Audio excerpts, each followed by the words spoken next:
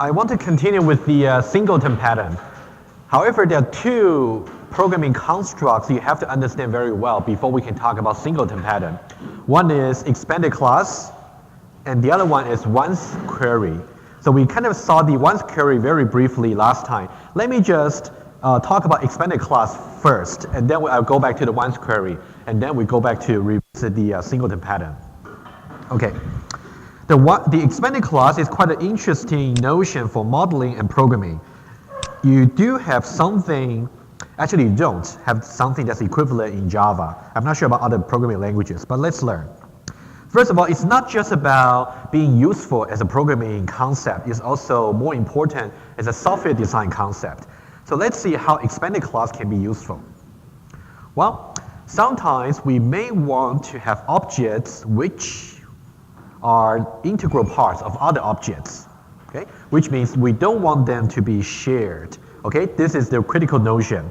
You don't necessarily want to share the references of objects. As you learned back in Java, every time if you try to copy the addresses of your objects, you can pass them around, you got alias effects. But in this case, we may not want that effects anymore. Let me give you one example. Let's say this. Let's say we are trying to design a class for workstation, like the workstation you have in the Lausanne building, the lab over there. Let's say each workstation has its own CPU, monitor, and keyboard. In this case, we don't really have any two machines that share the same CPU.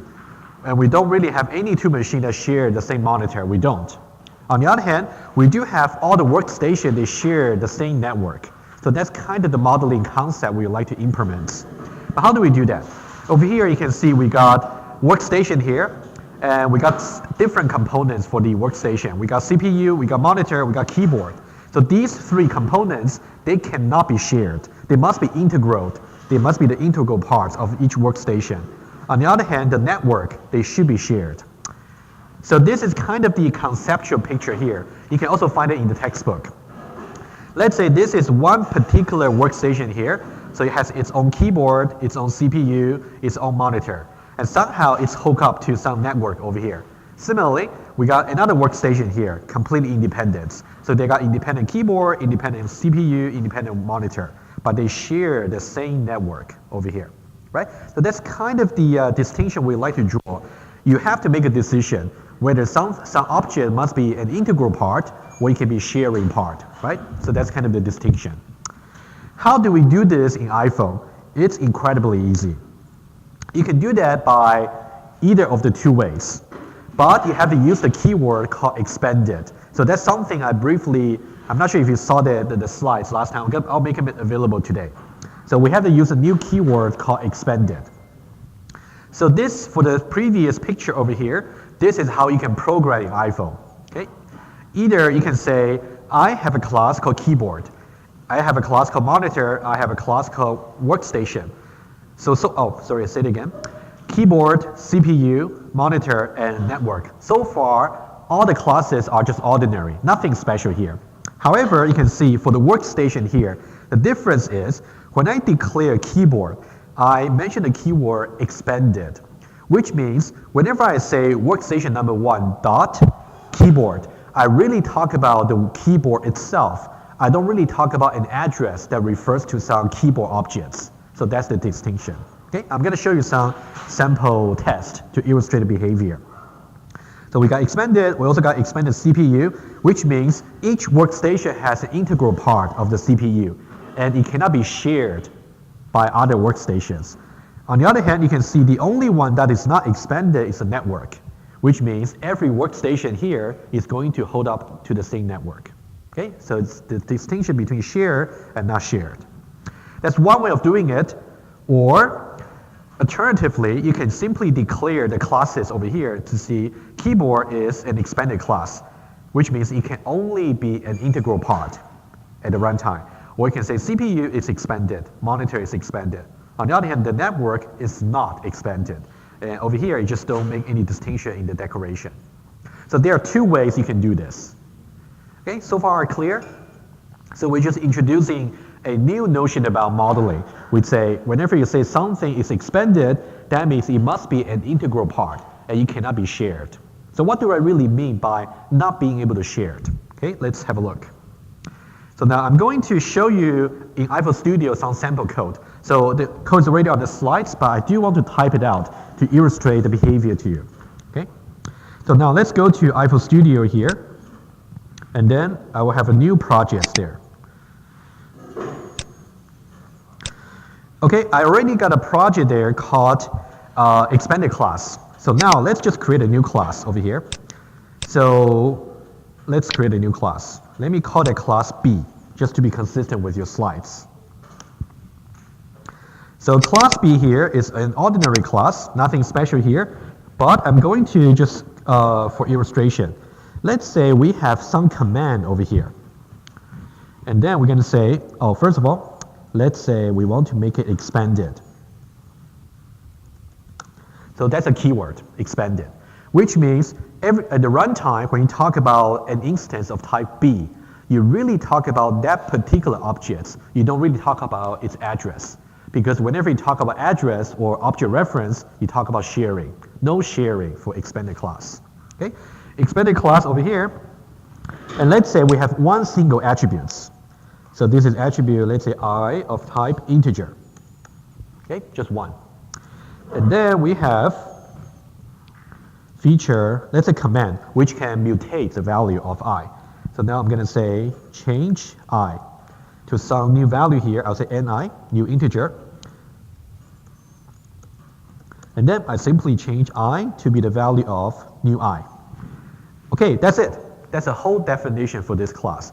The only thing that's new to you is this expanded class.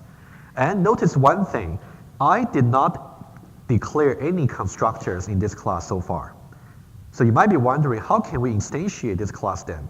The answer is you don't have to, because the class is expanded, so you will never have to instantiate a class by yourself. It will be done automatically for you. There will be no references that you can pass around for sharing for expanded class. Okay? Let's see how we can use this. Hopefully things will be clearer. So let me go back to the test class over there. Test expanded class over here. So now let me create a Boolean query to illustrate. Okay, let's have a simple, let's build it up. Let's say test expanded Boolean. Okay, and then over here, I'm going to have two local variables. Let me just expanded B1, expanded B2, and B. You can see here, when I talk about B, I don't have to say expanded, because when I first declared B, it was declared as expanded. Okay, let's just do one by one. Okay, first of all, you can see I can already say result is assigned to expanded B1.I assigned to is equal to 0, and EB2.I is equal to 0. Okay, now notice one thing. Let me just run a test and see what's going to happen. And then I say check result n, and then I'll add a Boolean case over here. Add Boolean case, agent, test, expanded. Okay, let's see what's going to happen here. Run, workbench, system. Okay, it's a green bar. It passes. Notice one thing again. You can see that this is the very first line for the code. We did not say anything like creates eb1.make or create eb2.make. We did not have to initialize the objects because they were expanded. They already exist. Okay? I'll just put it here. So here we can say we do not have to explicitly instantiate EB1 and EB2. They are created by default, just implicitly. Okay, that's one thing about, one thing that's very different from regular reference type, right? Okay, because usually, imagine how you would do that in Java. If you simply just try to say some objects are attribute name without first creating the object, you will get null pointer exception. Similar case in iPhone. But for expanded, you don't have to create. Okay, that's the first test. Let's go on. The even more interesting thing is when we try to compare things together. Now let's say this. If I say result is assigned to the following equality, EB1 is equal to EB2. So now we are trying to use equals the equality sign over here. Let's forget about expanded for a moment. If, let's say, B was not expanded, it's just a regular class, and you simply create EB1, you create EB2. So they are not void, they are not nulls. When you say EB1 equals EB2, what would that be? False, because they are simply separate objects over there. However, when you are saying this, when you are comparing this over here, you are not really comparing references or addresses. As I said before, when you talk about expanded objects, there are no notions of addresses or references.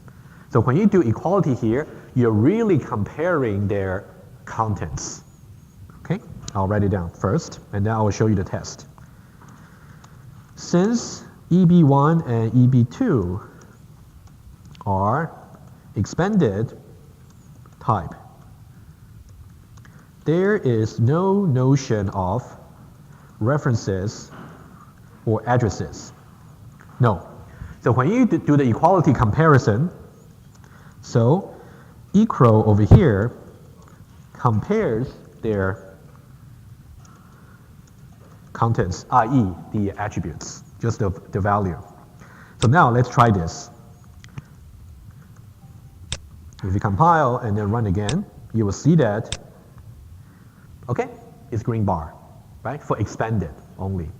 Maybe I will do another one just for, we'll do that in a moment. Okay, that's about it. So now let's say this.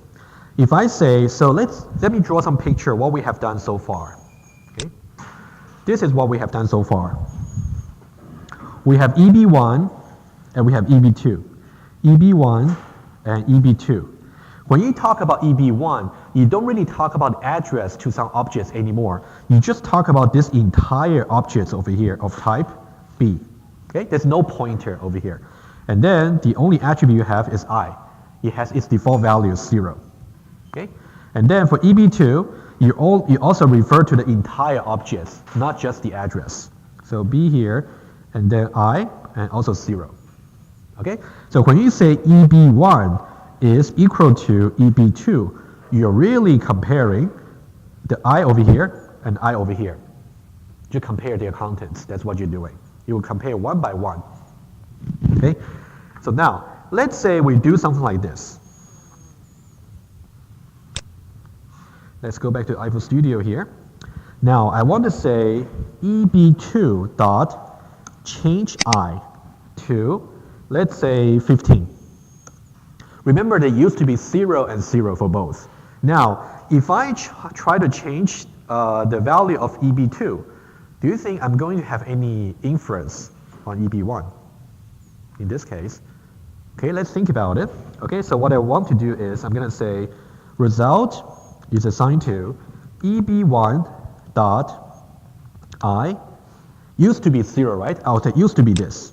Okay, I'll just copy this one now. Okay, used to be 0 and 0. Now, what should be the value for EB1, let's say? Should that still be 0 or it will be changed to 15? 0, right? If you look at the diagram over here, I'll show you the diagram here. So when you say when you say EB2 dot change I to be 15, the only place you change is only here. Okay, just change that to 15. At the same time, EB1.I is unaffected.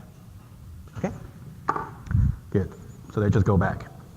Maybe I will just do another example just after this, just to draw some contrast to you. Okay, so EB2 should be 15. Now, let me just run it. Okay, still green. One more test.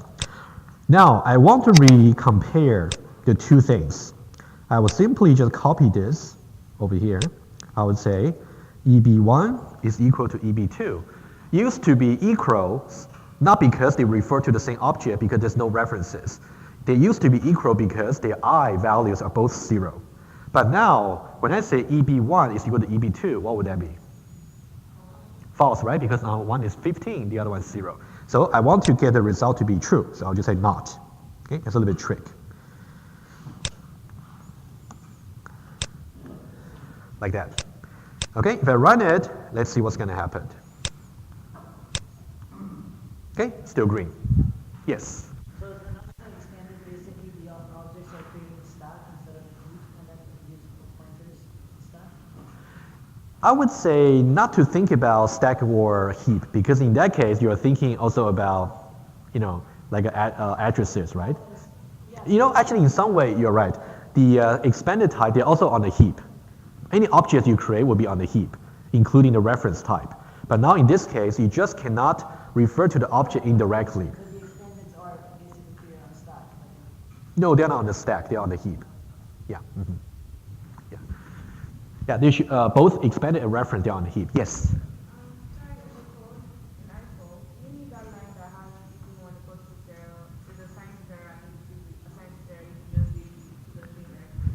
Okay, let me just go back there so you can tell me which line you're referring to. That might be easier. Which line are you referring to? This one? The one after.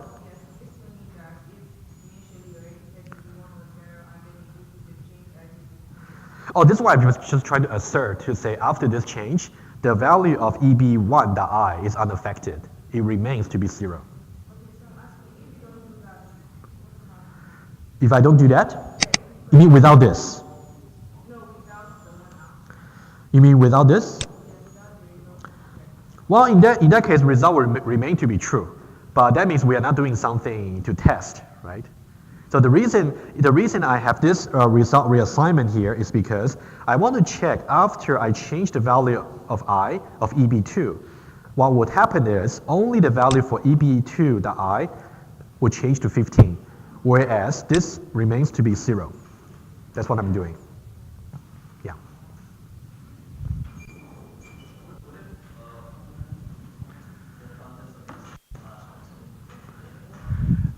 One moment. Okay, I need to stay closer. Otherwise, I cannot hear you.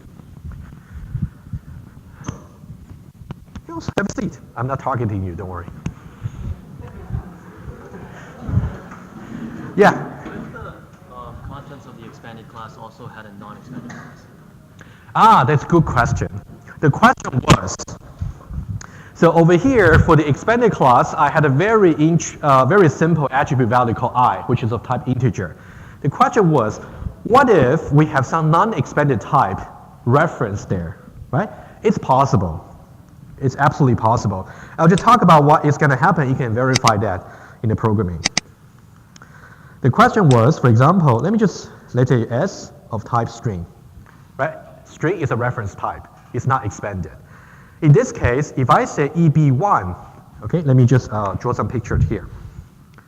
So now we slightly growed.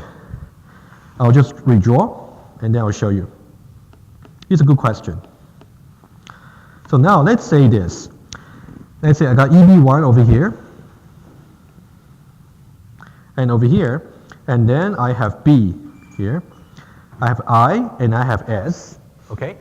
I believe you will be forced to actually initialize the value of string because by default you'll be void for now. But we'll talk about void safety either Wednesday or next Wednesday after the Thanksgiving. So IFA would allow you to have some reference type uninitialized, right? So for example here, it used to be 0 here, but if you simply leave it as null, it wouldn't be allowed. So you got to give some initial value. So what you would do is something like this. I'll show you very quickly. So now, for example, now I can have a constructor. I can say creates make, for example. And then default creates. Okay, you can just have some default create over here. Default create simply means something that will be called implicitly by the iPhone. Okay, you can also refer to the textbook for the information. Okay, so once I get default creates, I can also have some feature here. So default creates, and do over here, I gotta say, I can have some initial value, I'll just say 0 as before. But now for S, I have to give some initial value. I can give it empty string, but it just cannot be void. That's required by void safety, which I will talk about next week. So the answer to your question is, certainly you can have some non-expanded type for your expanded class. It's certainly possible. So what they will do when you say compare, they will compare field by field. Yeah. Okay. I would say for the expanded class, as long as you understand the examples there, also try to follow the passage in the textbook. You should be okay. Okay. Let me just get rid of this. I want to keep it simple. Yeah. Okay. Any question about expanded type? So for the default create, can we use other name like create, or this is the metric? Good. So somehow the expanded class, they require that because, yeah, I tell you why. Somehow the constructor for the default, for the expanded class must be default creates. This is why. Okay, I'll make a note here. Constructor name of a expanded class must be default creates. And the reason is as follows. Okay, this is the reason. If you go back here, you see we simply declare EB1 and EB2 as B of type B. And somehow when we first asked about EB1.I, EB2.I, before that we never created these two objects, right? So how does IFO compiler know which constructor to call? So that's why they have to assume the certain name you follow. Okay, yes.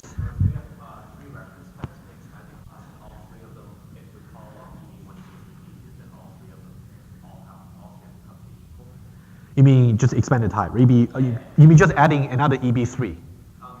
Say we have 3 different reference types of string, integer. They have to be the same, yes. All 3 of them Have to be the same, yes. It's actually attribute by attribute the same. Yeah. Okay, guys, any questions? Yes. expanded class of pattern. Expanded, I wouldn't say, you know what? It's a very small pattern, you can say. Basically, the pattern is for you to model an integral part of your objects. Let's say CPU, keyboard, or monitor. Yes, you can think of like a small pattern. Yes. I believe in Java it's something called composition. So which means, let's say if I get rid of the workstation, I have to get rid of all the parts as well, right? So that means the integral part has to disappear too. Expanded type. Does this make sense to you? Or, yes, good. I just want to make sure. Yeah. Any other questions about expanded? So I kind of explained just enough so we can understand how the expanded class can be used in the Singleton pattern.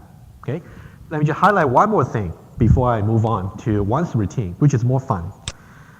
So now, for the expanded class, again, you can only just declare the variables EB1, EB2 of type B, which is expanded.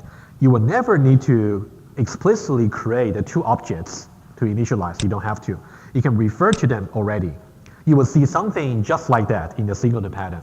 We'll see that in a moment. Okay? So that's about expanded class. Okay, let me see if there's any more slides, and then I can move on. Okay, exactly the same. You can go over the slides. Okay, I want to just mention a little bit more. So this is like a summary to compare reference type and expanded type. So when you talk about equal sign, depending on what the 2 sides are, if they are both expanded type or if they are both reference types, the meaning of equality is slightly different. Okay, I'll show it to you. So every type, okay, so every entity like a variable, attributes or routine or query must be declared to be a certain type. Okay, for example, you would say integer or it's account or B. Now the type, we got 2 notions of types in IFO, either reference or expanded, right? But in Java, remember the 2 notions of type you have is either primitive or reference, or object or reference, right? Okay, so now what about reference type, the one you're familiar? Let's review this quickly, and then we'll draw the contrast to expanded type. First of all, let's say, if I say y colon some reference type, what does that mean? Y does not really store the entire objects. Y only stores the address of certain objects. So it's kind of indirect. Okay? So that's why you can see it's a reference or an address to some objects. That's important to note. Okay? So now when I say X is assigned to Y, I'm not trying to copy the entire objects that is pointing to by Y into X. I'm only copying the address that is storing Y into X. Okay? That's a critical notion. Yeah? An expanded class. Does that do something with the twins? Like you don't have to do twins anymore? Because Aha, right, we'll talk about it, yes. So we'll see exactly. So when you see assignment there, if the right-hand side is an expanded type, you don't talk about addresses anymore, you talk about copying, right? It would be a deep twin, actually, a recursive copy. We'll talk about twin and deep twin on Wednesday. Yeah, I'll make sure I cover that. And on Wednesday, I also talk about how you should prepare for your lab test 1, okay, which is coming after the Thanksgiving, okay? So now when you do X is equal to Y over here, because X and Y, they're reference types, so you're really comparing the references, the addresses, okay?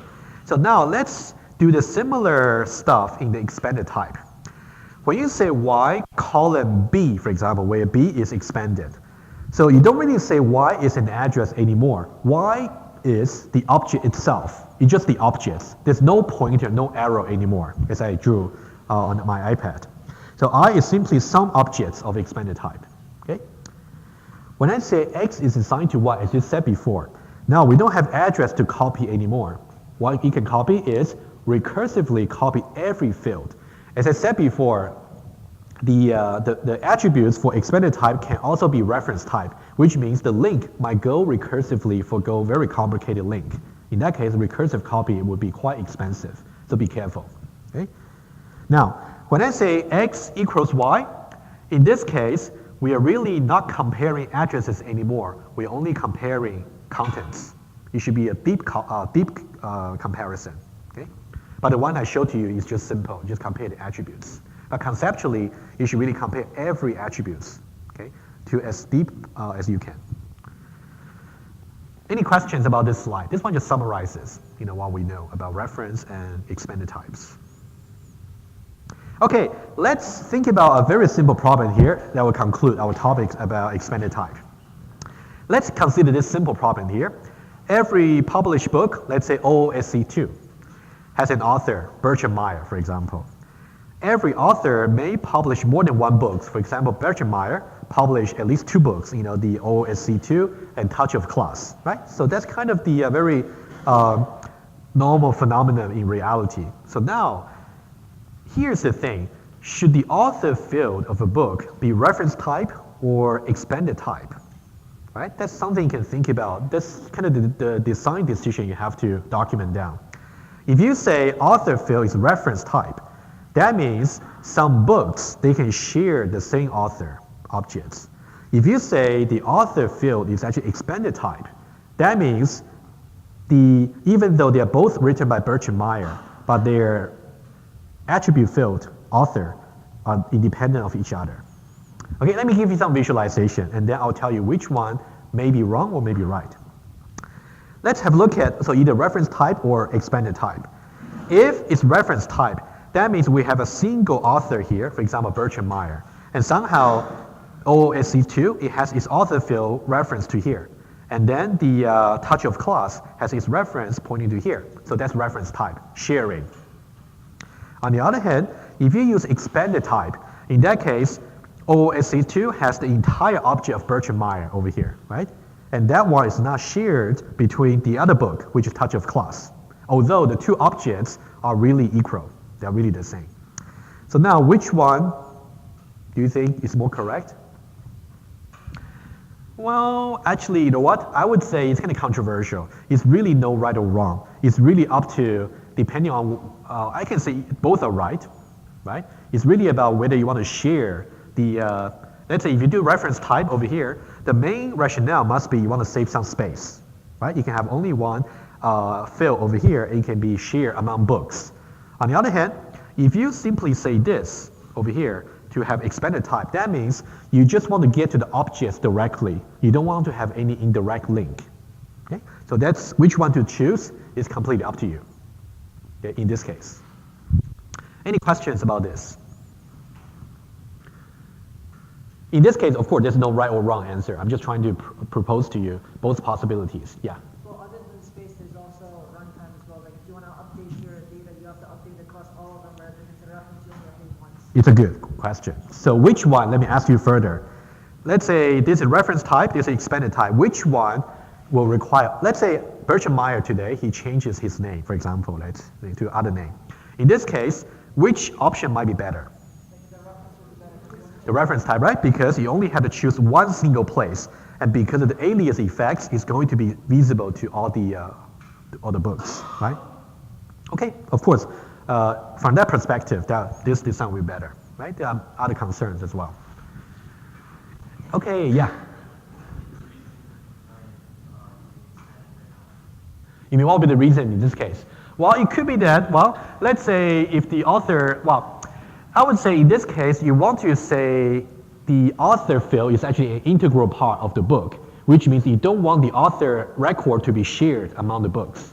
It could be that maybe one book belongs to one publisher, the other book belongs to another publisher. They got disjoint databases. They don't want to share the objects. It's also possible, right? I think the critical distinction is, for the expanded type, there's no sharing. And for the reference type, there is sharing. Okay, that's a critical bit. So for you to make a decision, think about you want to have sharing or not sharing. Okay. Good question. Any other questions before I move on to once routine, once query? Okay. I'll upload the slides and then you can study that. You can just, okay, I'll close this. So now, let me go back to our singleton pattern there, and let me just go very quickly to where we are, and then let's talk about once routine. Don't forget, the reason that we talk about the singleton pattern is because we want to have some centralized place to share some data.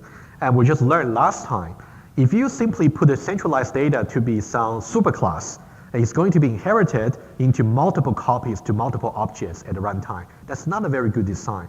First of all, you got duplication. Again, if the shared data has to be changed, then how can you change? You have to change the copy for every instance at the runtime. So that's not good. Okay? So we keep saying this.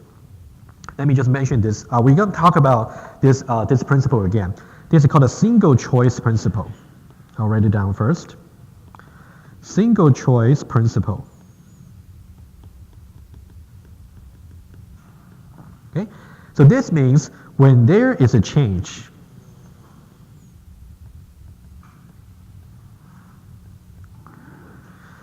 only one single place to be updated.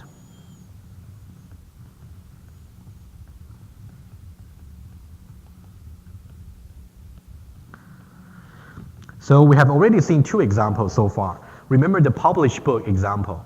In the reference copy version of solution, in that case, if you change the author name, in that case, there's only one place to change, the author's objects. Okay, that's a single choice principle. Okay, and then for the singleton pattern data we are trying to use over here, so this one over here will violate the single choice principle in the inheritance solution because every subclass instance at the runtime inherits a separate copy of the shared data. So if the shared data, let's say if the exchange rate has changed, you have to change that for every single instance at the runtime. So that violates the single choice principle. How do we respect the single choice principle? We learn singleton pattern. Okay, again, that's a motivation. Okay, let's see this. Let's see what we should do. Okay, that's kind of the once routine. First of all, you have to see, normally you would just use the do keyword. Now we use once. Okay, again, let me go back to iPhone Studio. Let's develop this one line by line so you can really see the difference. Okay, but what I want you to notice is you have to make a decision again, design decision. Whenever you want to do the body of implementation for a feature, for a command or for a query, you have to decide between once or do. You have to know exactly what the difference is. Now I'm going to show you. Okay, let's go back to the. Of course, this is very related to your lab number 2, right? Let's go back to iPhone Studio there, and then I'll show you. Okay, let me close this. I'm going to use a new project to show you. I'm going to build on top of the example I showed you last time. Okay, and then I'm going to upload the zip. Okay, once query. That's what we had last time. So now, first of all, I want to go to the class called A. Okay. Now I want to develop this a little bit further, and then we can discuss. Okay, give me one moment. I want to show you two versions of the routine. One with the ones, the other one without the ones. Okay. Now let's see this. So you can see it's a normal ordinary class, so expanded is not an issue anymore, okay? It's completely orthogonal, they're independent issue. There's no expanded problem here. Okay, so now let's see this. We have a feature called new array. For now, I'm just going to say do, which means it's an ordinary routine. New array, and then I'm going to say create, make empty. I'm going to make it take some parameter over here. Let's say it's going to be some new name, some string. And then what I will do is I'm simply going to force that string into the empty array. You should know the force very well by now. Okay, I would say result dot force. And then I'm going to say s. I'm going to force exactly the count of account, the result plus 1. Okay, like that. Okay, let me just go back there for the test. Okay, let's do some quick test already. Okay, so now let's do this one first. Okay, now first of all, let's say we have A and then we have two arrays. Let me put it here, it's easier for me. Okay, first of all, we have array 1, array 2, and then array of string. Okay, let me just make it larger here. Okay, so no ones just yet. So create a.make, and then we say arr1 is assigned to a.new array, and then I'll simply say Alan. And then I would say result is assigned to arr1.count. It should be just 1. Okay, and arr1 at position 1 is exactly equal to Alan.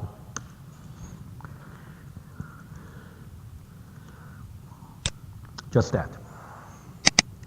Okay, do you think this will pass? Just for ordinary. Remember what the new array will do, create an empty array and then force whatever I pass to it into the array. So now it seems to be okay. Why don't we try? Okay, good. Now, let's go on a little bit further. Let's say I want to do another one. That's why I need arr2. Array 2 is assigned to a.new. It's a subsequent call, second call. And let's say this time I'm going to say mark. Now, do you think the original assertion over here is going to work or not? Yeah, do you think this is going to work or it's not? Oh, exactly. Let's change that first. Thank you. Apart from this, do you think it's going to pass or fail? Fail? Well, let's remind ourselves. Let me just open a tab over here. If you look at A, new array over here, you simply create a new array from scratch, right? Which means it doesn't matter what the current array is. You just create a new one. You create a new one, and then depending on what's the current argument here, now in the second call, the argument happens to be Mark. So do you think this should still be Alan? No, right? Shouldn't that be Mark? Okay, agree? Okay, let's try. And let's see if this will work. Okay, it works. Okay, now I want to do one more thing. If I say result is assigned to arr1 equals, again, we go back to the equality here. And because we have no expanded type at the moment, so that should be reference equality. So that should be true or false in this case. False, right? Okay, so that means we better add not to it because they're different objects. Okay, let's try that.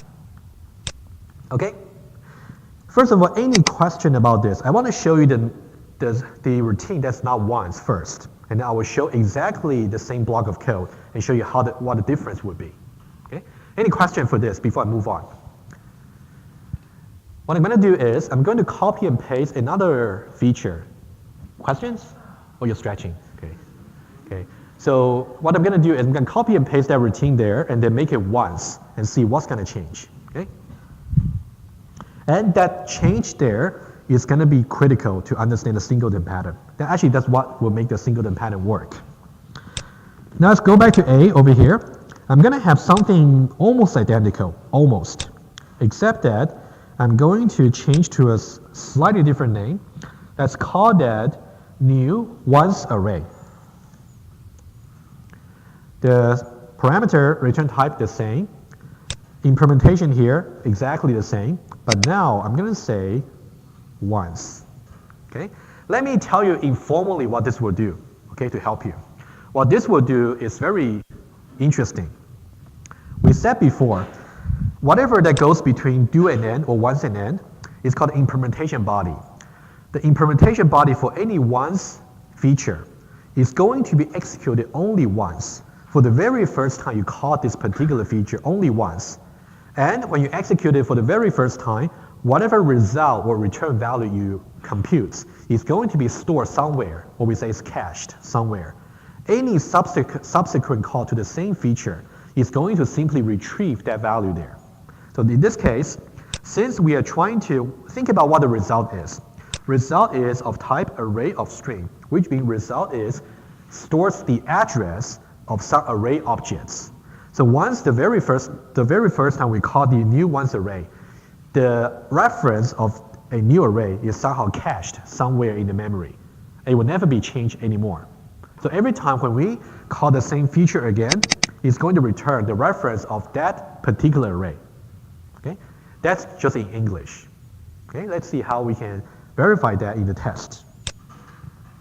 So now I'm going to do something very similar. Let me change the name of this.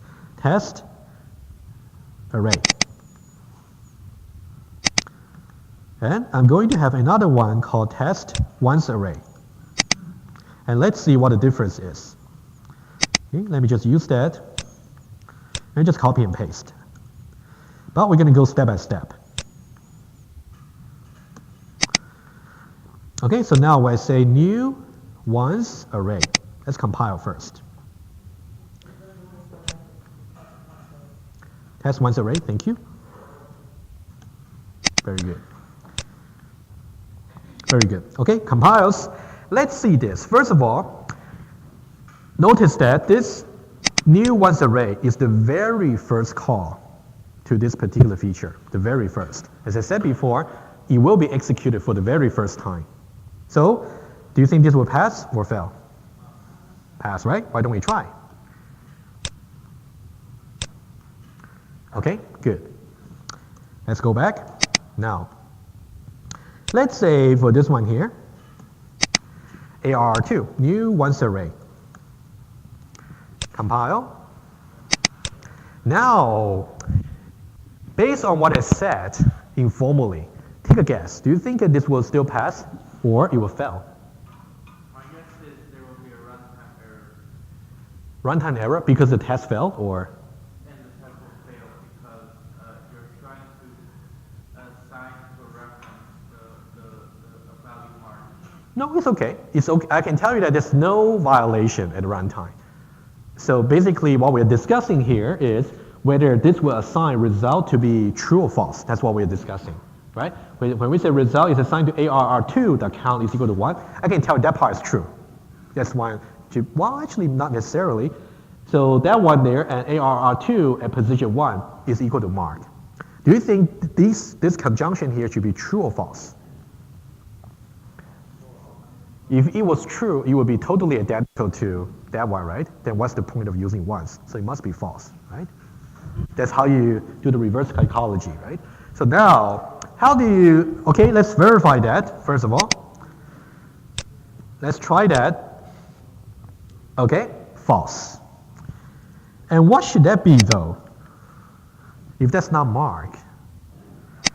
Alan, okay, why don't we, I'll draw some picture to you in just a moment. If I do this one here, what's going to happen is, true, it seems to be the same array, right? The same. To make it even more drastic, why don't we try this?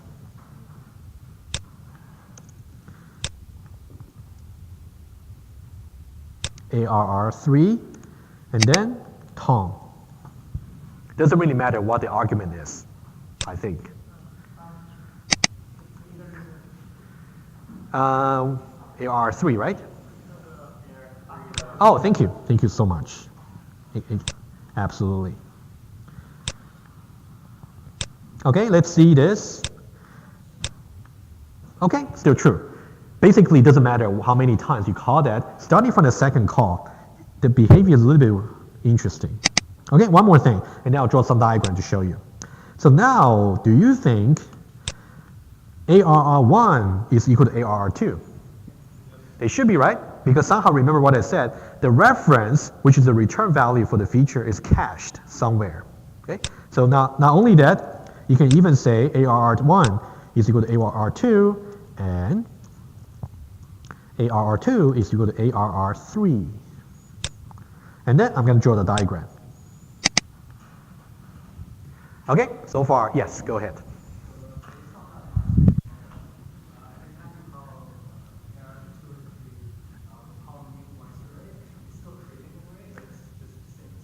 You know what? That's a good question. Very good question.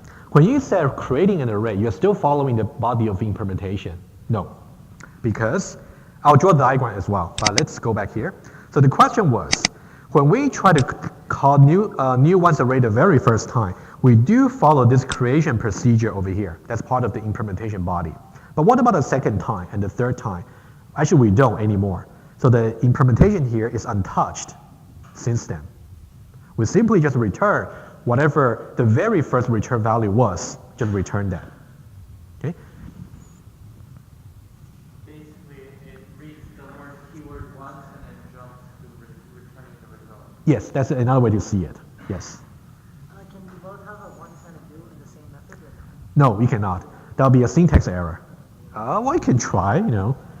Well, I'm pretty sure you cannot. For example, you can say once do. I'm pretty sure that'll be a syntax error. Right? Error? Say that again. I didn't quite catch. No, you cannot do that. I see what you mean. No, it's a very creative, but I'm afraid you cannot.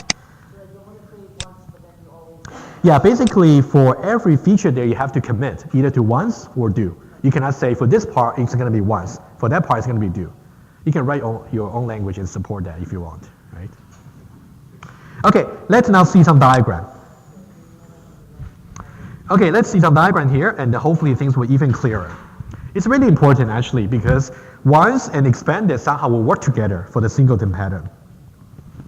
So now let me just go there and see what's going on.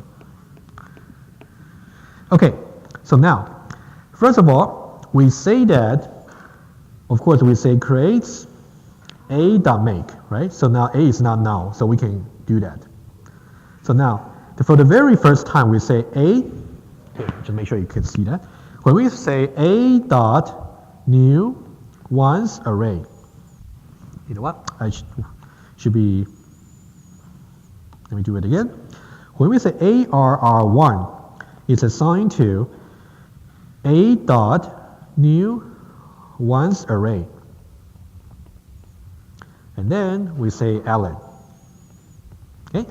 In this case, that's the very first time you execute, you try to call this feature here. So it's going to execute the body of implementation line by line. First of all, it's going to create an array. Okay, I'll just call this array over here. Array object here. And then, oops, it's going to be array object here. And then it's going to, so in the array, of course, you got count. And you got something called area. I'm pretty sure you know that. And now for the area there, you're going to force ln into it, right? So count is going to be 1, and the area is going to be a single cell over there, and it's going to be ln, like that. Okay? And then we are saying that ARR1 is going to point to this particular array. That's the very first time. Okay? You can think about this is, so this is the address of this object is cached somewhere. Okay? So which means later on we are not going to create a new array object anymore. Not anymore. So now let's do it again. Let's just do the second line. So now let's say this. When we say ARR2 is assigned to A dot new ones array. And then we say mark. Okay? Because this is not the first time we call this array, this feature anymore, the second time. So what we would do is, what IFO would do for you at the runtime is going to look for what has been cached implicitly, and then it's going to simply return that particular reference there, and then it's going to let ARR2 point to the same objects. So ARR1 and ARR2, they point to the same objects. That's what the ones would do for you. Okay? Any question about this? The tricky thing about this particular use of ones is the return value. Let me show you again. If you look at the return value again for new ones array, let me just write some comments here for you. The return value of this query is an array. Reference. Okay, how about this? Is a reference to some array. After the very first call to this query, the address of that array is cached and return for later calls. Okay, that's kind of the idea. But when I upload the source code, you can see the comments as well. Any question about once routine, the once query? Are we okay? Okay. If no question, I'll go on. I hope that's clear. Okay, so here I said over here, line number 9 and 10 for the once is only executed once. That's why it's called once, right? That's why. And if you say do and end, it will be executed whenever you call the feature. Okay. Okay, let's go on. Okay, so here exactly the same test. I think the test I did has a little bit more extension. You can refer to it too. Okay. Okay, now, so the general form for a once query is you can return some type T, right? T can be a reference type, or it can be a like an integer or string, right? It can be any type. Okay, so here just repeat what I said. Okay, you can read it over. Okay. So now the question is, how does this help us, the once routine? So somehow we want to make sure we have a way to have only one copy of the shared data, like an interest rate, minimum balance, and maximum balance. We have only one reference that's available there, only one object there. And somehow the addresses can be copied over to different variables. So that's kind of the idea. Okay? So now we're going to see the singleton pattern now. So the two critical things are once routine and also the expanded type. We're going to see both. Oh, I want to do just very quick comparison. So you might think the once routine somehow is similar to Java as static, either static attributes or static methods. I can tell you they're not quite the same, not really. Okay, I'll just go over this very quickly. Okay.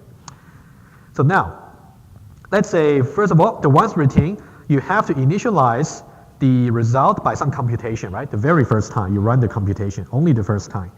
And then later on, you have to, and the initial computation is invoked by only once, that's good. And then you simply have to cache the result and return it for later. That's once routine. Is this similar to, let's compare. Let's think about this question.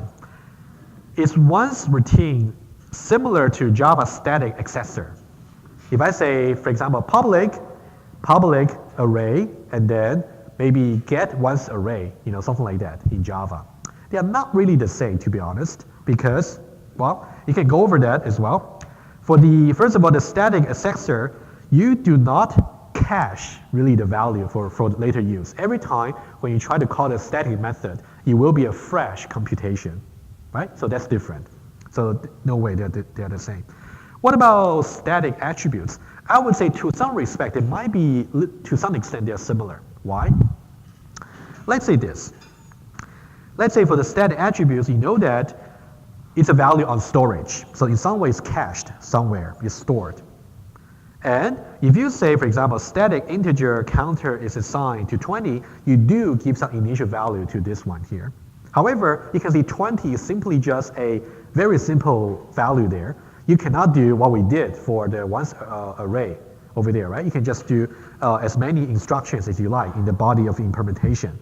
So your response might be, what about we try to initialize the static counter in the constructor? What about we do that? The answer is no, you cannot do that.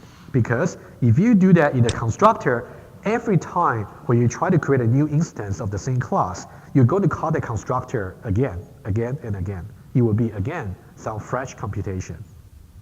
Okay?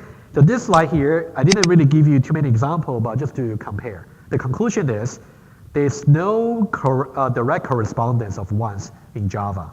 You can implement it, but in 2030 we did actually study Singleton Pattern. You could actually do that. You can do that, but I'm just saying the way you do Singleton here, in IFO, it's, yeah. It's not a single syntax thing. Yeah, So you have to yeah, implement like a method. true. However, the way you do Singleton in IFO, I would say is more OO, because we are not trying to introduce any global variable. We just still have objects and have classes, right? So you can see somehow that's why IFO claims itself to be purely OO. But in Java, you have to introduce some global variable, right? Yeah. But anyway, so we're just trying to challenge your mind to learn more, right? Yeah, go ahead.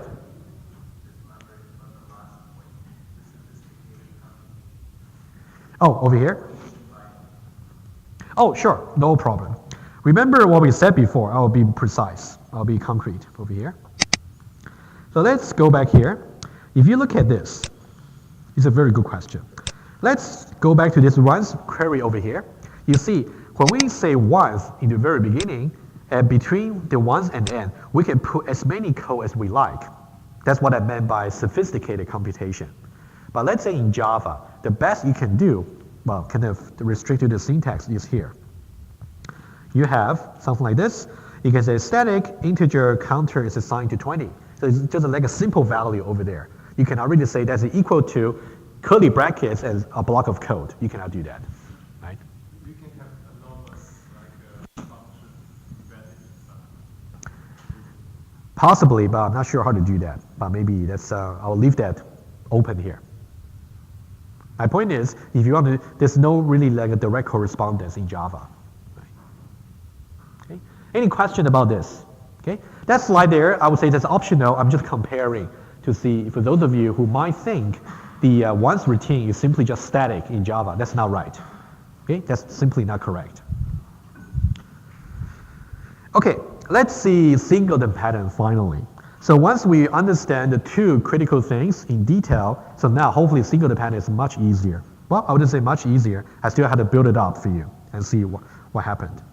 So now, I just want to show you, first of all, the slides over here to show you how on the supplier side, how we're going to build things up, and on the client side, how we can use it.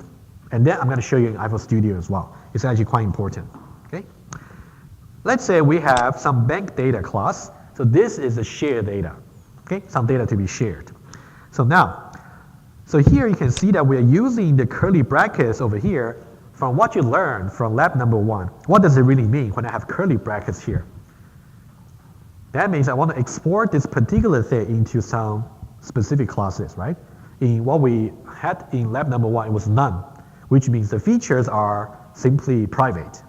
Now, in this case, we're not saying it's none. We are being a little bit more relaxing. We're saying that, so there are two occurrences of this. First of all, you can say creates bank data access, this is a class I will present in just a moment, which means the only class that can instantiate this bank data is bank data access. That's how we export it.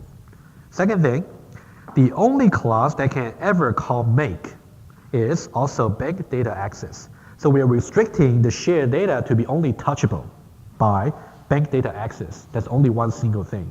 Yeah. Just to clarify,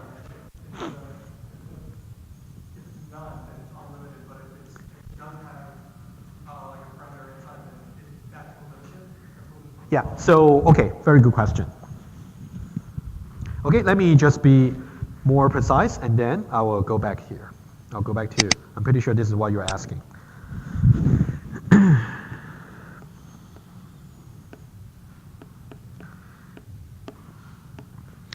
Okay, so now, let me just use a little bit more general, okay? So let's say we have class A. So now I say, usually I say creates, and then make. And then I say feature, and then make. That's what I usually do. In general, you can do the following restriction. You can say creates some class over here, I'll put A, okay? Or, and also after feature here, you can also say A.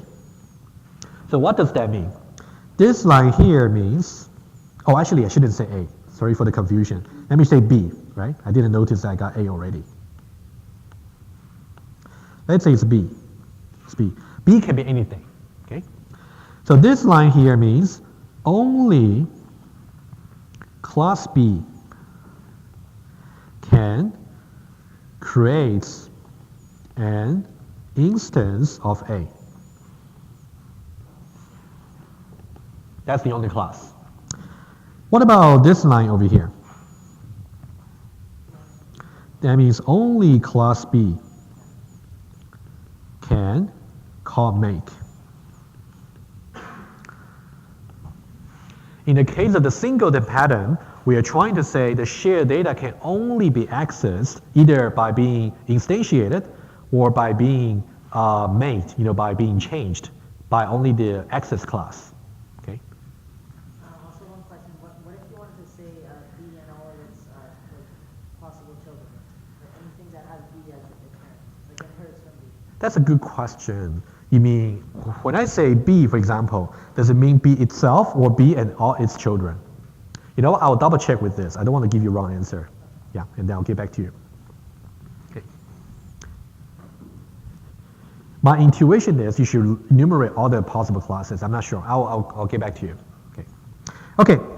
Now, let's go back there, and then I want to go over the code a little bit, and I'll develop from scratch with you. It's really important to understand singleton. Okay.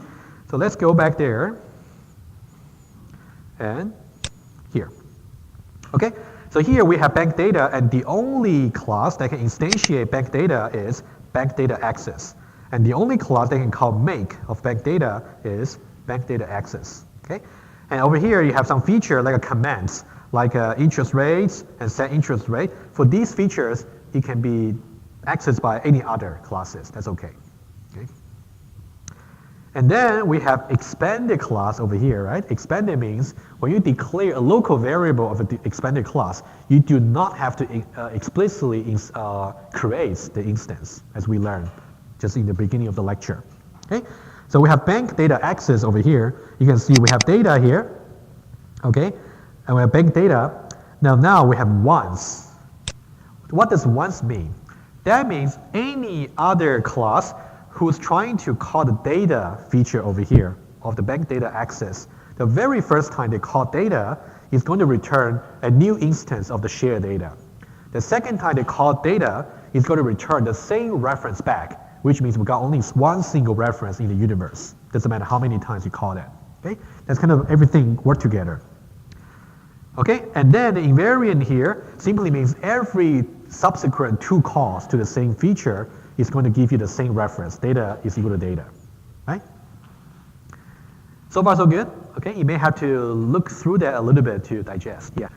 Sorry, can you clarify again what if that only bank data access can only create this bank data class and also You know what? How about this? Bear with me. I'm going to show you in the iPhone Studio.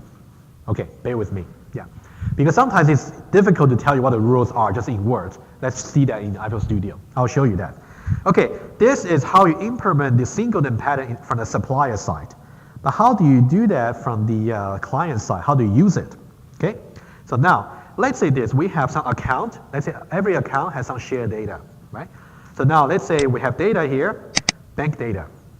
Okay, and now in the make feature of the account, which is the clients, we declare a local variable here, bank data access. Because it is expanded, we don't have to explicitly create an instance of that, right? We can simply say the data, which is here, bank data, is assigned to data access over here, which is expanded, dot data. So we simply return some once reference of the shared objects and get back to us. Okay? Why don't we build this up from scratch and see what happens? Okay? I think it's really important. Okay? Let's spend about 10 or 15 minutes, and then at least we can get singleton pattern completely covered. Yeah, go ahead. Go ahead. Yeah.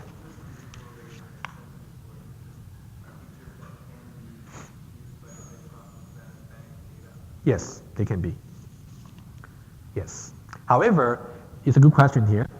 You're right that the feature like to comment, like a change interest rate or to get an interest rate, those features may be called by other classes. However, the only way you can get a reference for a shared data is by the shared data access. Okay, let's see that. I'm going to present slightly simplified version of this, and then we're going to build up one by one. Okay? Let's see how we do. Okay, I think I'll just need a new project here.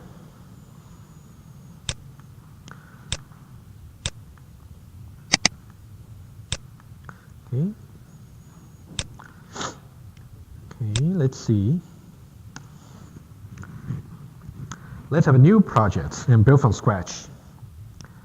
Okay, basic application. Great.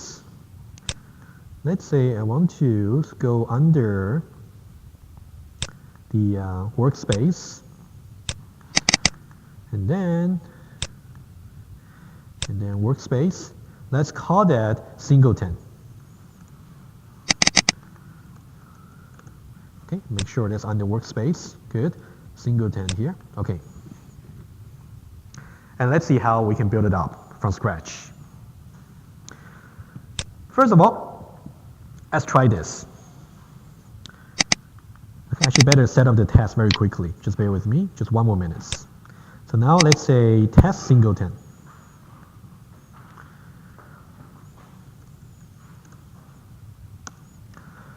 Okay, and then it's going to inherit ES test.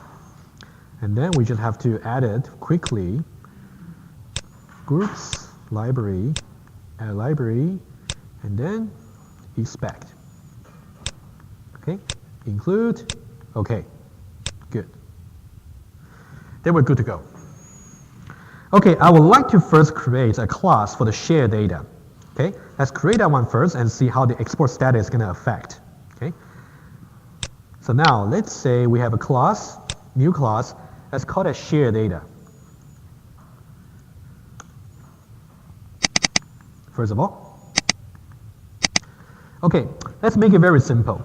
First of all, if you say create make, and then feature make, do, let's say I have some attributes. That's the only thing we share among other objects. I can say v integer, and also change v, new v, integer, do, and then v is assigned to new v. One attribute and one comment.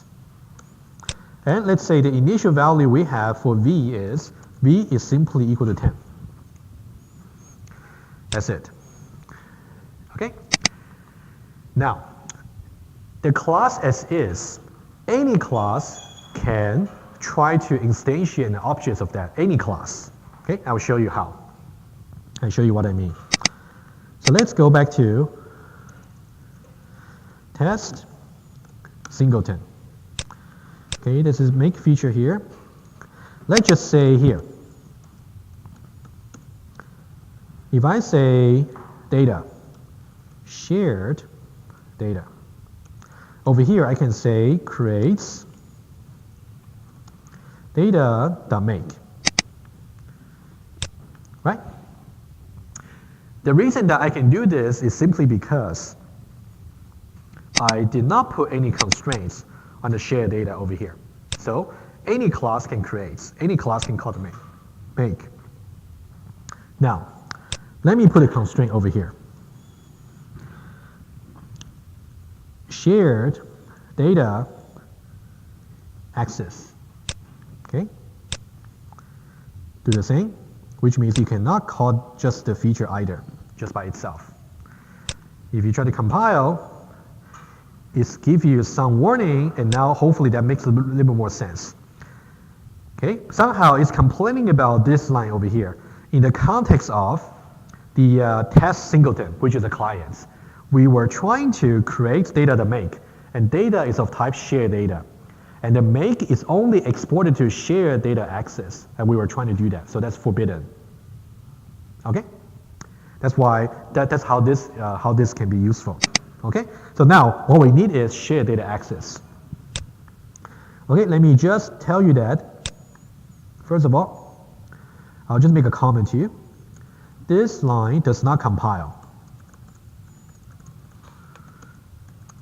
because creates and make of shared data are exported to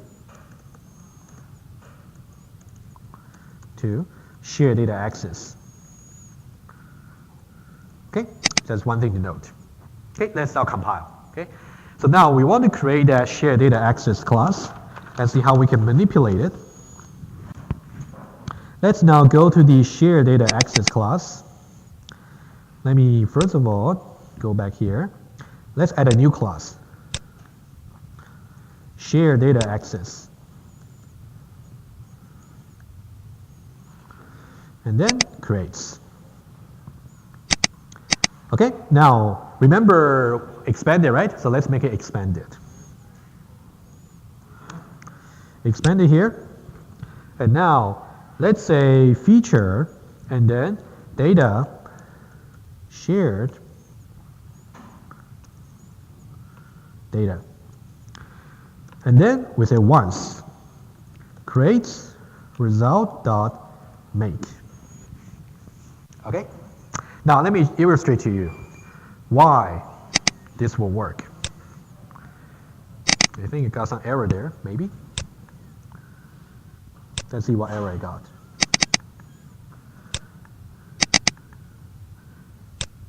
Share data access. Did I spell anything wrong? Let's see. Share data over here. Share data access over here. Okay, compile. I think I'll just make a typo. Okay. So make sure when you spell the name over here, by the way, the compilation does not check if the class is a known class. Make sure you type the right name. I believe I typed the wrong name. That's why. Okay? Don't get confused. Okay, let me show you one thing here. Let's write a test case right away. Feature, let's say test singleton. Let's say it's a Boolean query.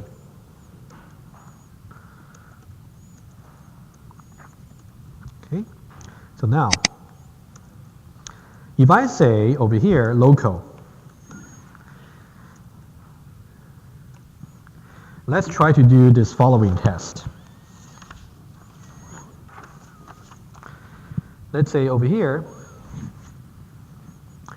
data access. And then I can say shared data access. Okay, let's have different data. Data 1, data 2. And then there's shared data. First of all, because the data access is expanded, right? So I don't have to explicitly create that. So I can simply say, for example, data 1 is assigned to data access dot data. I can just do that. So this, you see, this is the very first call to the once routine. This is the very first call to the once query data, which means it's going to create a reference and then cache that somewhere, as we said before. Okay? Now, if I say over here, data 2 is assigned to data access dot data. So this is the second call. The share data reference is cached somewhere. Okay? Now this is the second call. This is the second call to the once query data. Only the cached reference is returned. Okay, so what I want to do now is to make sure data 1 and data 2, they refer to the same data. Okay, let's try that. Result is assigned to data 1 is equal to data 2. And now I'll show you something more. Okay, let's add it and then run it. I think only got a few more, so hopefully we can finish at least Singleton today. Add Boolean case and then agent test Singleton. Okay, I think I need to say show browser and then run espec, right? Okay, let's try that. First of all, let's make sure it runs. Okay, green bar. Okay, that's good. Let's come back here. So what has happened here is data 1 and data 2, they are the same reference. Check result in. Now, question here. If I say data 1 dot, remember any other commands or feature can be called from other classes, right? If I say change v to be, let's say, 15. Oh, actually before this, let me just make sure I test the initial value, 10. And data 1 dot v is equal to 10 and data 2 dot v is also equal to 10. Okay, that's something I want to just add. Okay, now let's say if I use data 1 dot change v, is it going to affect the only copy or it's going to affect the copy that's shared by data 2 as well? Should be affected as well, right? That's why Singleton works. Okay, let's try that.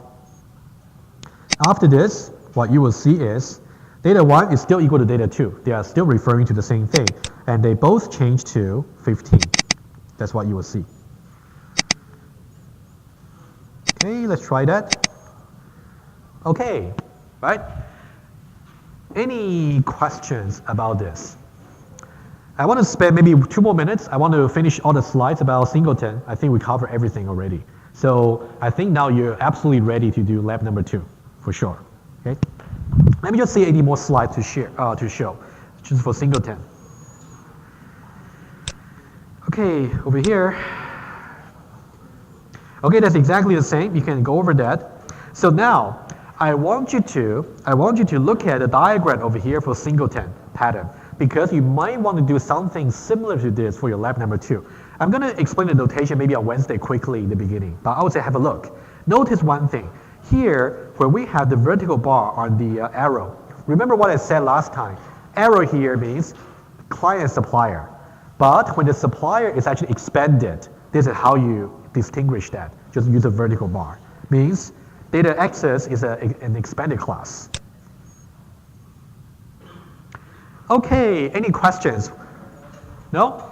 Yes, guys, let's one question and then we are done, okay? Yes, so this is basically architecture for Singleton. You need a data access and you need a data all together. Yeah. Okay, review this and then we'll start from here on Wednesday. Okay.